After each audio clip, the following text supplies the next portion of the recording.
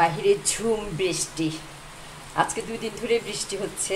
তো আমরা যারা হচ্ছে 300 ফিট ঢাকাতে থাকি, 300 ফিট পূর্বাচলে 300 ফিট নিশ্চয়ই আমরা গিয়েছি।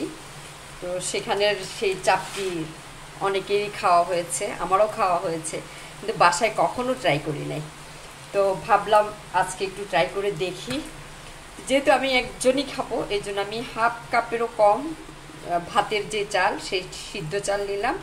আর তার হাফ কাপেরও হাফ নিয়েছি আমি আতপ চাল, মানে পোলাওয়ের চাল। এখন এটাকে আমি অনেকবার সুন্দর করে ভালো করে ধুয়ে নিব।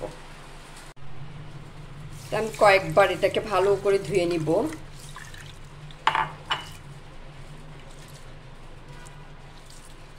তো আমি অনেকবার পরিষ্কার করে ধুয়ে পরিষ্কার পানিতে এটাকে ভিজিয়ে রাখবো 2-3 ঘন্টা।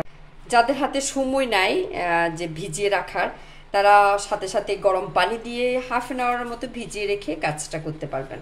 তো আমি আমার হাতে যেহেতু সময় আছে, আমি এটাকে ভিজিয়ে রাখছি 2-3 ঘন্টার জন্য। এই তো 3 ঘন্টা, প্রায় 3 ঘন্টা পর আমি আসলাম। আমার চালগুলো একদম ভিজে ফুলে গেছে। এখন এগুলো আমি ব্লেন্ড করে নিব। আপনারা চাইলে বেটেও নিতে পারেন, তো আমি ব্লেন্ডারে করে নিব। আমি এখানে 3টা রসুনের কোয়া দিয়ে দিলাম আর 3টা কাঁচামরিচ দিয়ে দিলাম। এবার আমি এগুলো ব্লেন্ড করে নিব।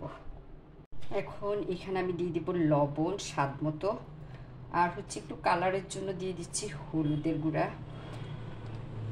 আর যেহেতু আমি ভর্তা দিয়ে খাবো, এই জন্য আমি আর মরিচের গুঁড়া দিচ্ছি না। চাইলে এখানে ধনেপাতা অ্যাড করা যায়, চাইলে না। ধনেপাতা অ্যাড করলে বেশি দেখতে সুন্দর লাগে, আবার খেতেও মজা হয়। তো ধনেপাতা আমার বাসায় নাই, যেহেতু এখন বৃষ্টি হচ্ছে, আমার আজকেই খেতে হবে। তো এই জন্য আজকে ধনেপাতাই ছাড়াই করলাম। আপনারা অবশ্যই ধনেপাতা ইউজ করবেন। আমার এই যে দেখতে ঠিক এরকম পাতলা হয়েছে। আমি এখন চুলায় দিয়ে দিব। আমি এইরকম একটা পুরনো তাওয়া নিয়ে নিয়েছি, ফ্রাই প্যান নিয়ে নিচ্ছি। এখন এখানে আমি দিয়ে দিচ্ছি বিসমিল্লাহ। দিয়ে এটা সাথে সাথে খুব সুন্দর করে গোল করে দিতে হবে। আমি জানি না এখানে এই ফ্রাই প্যানটাতে উঠবে কিনা।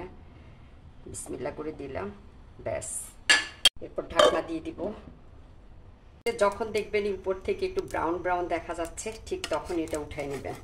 মাশাআল্লাহ, খুব সুন্দর হয়েছে। আমার এক হাতে মোবাইল আর এক হাতে হচ্ছে পিঠা উঠাচ্ছি, যার কারণে উঠাতে একটু কষ্ট হচ্ছে। আমি ফোনটা বন্ধ করে যে আমি একটা উঠালাম। মাশাআল্লাহ, দেখেন কি সুন্দর হয়েছে, একদম মোচমচে।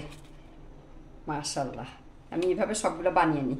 এত কষ্ট করে বানাইছি, আর আপনাদেরকে একটু খেয়ে দেখাবো না, এটা হয়। আমি নিয়ে নিলাম এখানে 2 রকমের ভর্তা। এটা হচ্ছে শুটকি আর লাল মরিচ দিয়ে ভর্তা, আর একটা হচ্ছে সরিষা ভর্তা, যেটা হচ্ছে আর কি ওখানে দেয়া হয়, পূর্বাচলে 300 ফিটে দেওয়া হয়।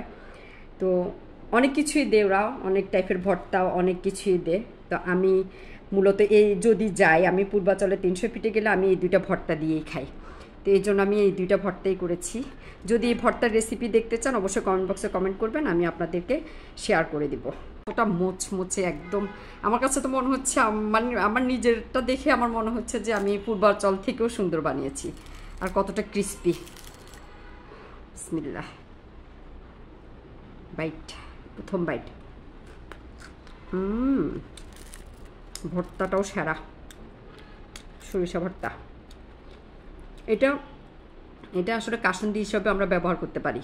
আমি যেভাবে করেছি এই ভর্তাটা, এটা চাইলে এটা দিয়ে যে কোনো মাখা, আম ভর্তা, যে কোনো ভর্তা করে খাওয়া যায়। যেমন আমরা মেখে যে ভর্তাগুলো খাই আর কি, আম মাখা খাই, পেয়ারা মাখা খাই, এই কাসুন্দি হচ্ছে সেরা। ঝাঁঝালো, অনেক টেস্ট।